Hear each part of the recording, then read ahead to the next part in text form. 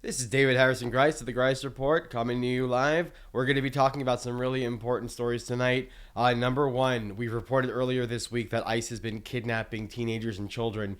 Well, I have a follow up story on this. So, CBS News has reported that there have been a few children that have been abducted by ICE and held in extremely unsanitary conditions.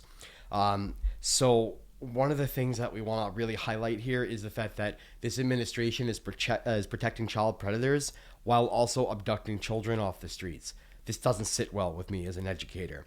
So CBS News is reporting that there was a child that developed a rash as a result of not being able to change his underwear for days on end. They would not let him get into clean clothing. He developed a rash as a result, which is a medical issue. Next, we had a child who was engaging in self-injury behavior, according to the reports. So banging his head against the wall, hitting his hands into his head. We call that self-injury behavior in my field of work. And then more importantly, and this one hits home because not only do I work with children who have autism, but I'm also autistic with ADHD myself. There was a child in ICE Gestapo lockup who has autism and ADHD who was refused his medication despite his mother crying for help. Let me explain to you a little bit about what happens to a child with autism and ADHD who doesn't have their medication. They go from calm, understandable individual to sometimes being in immense pain.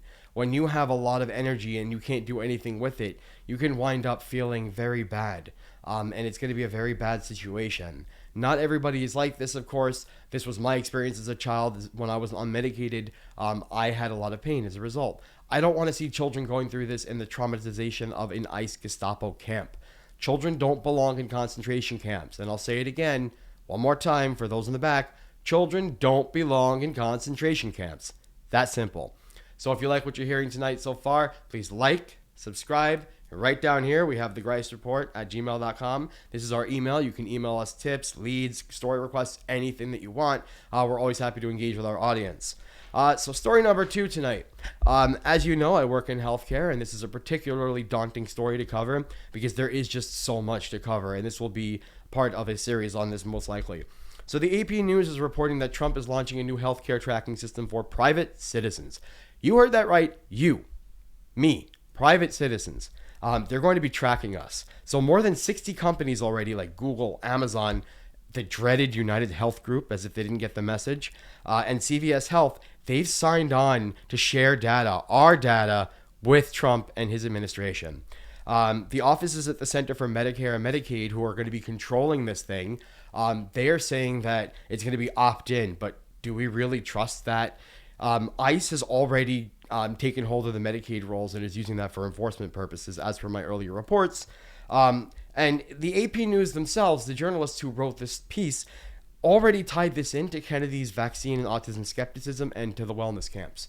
So we're going to keep our ear to the ground on this one because I don't know about you, but I don't want the government having our health data. I don't want the government having anybody's information. We cannot trust this administration.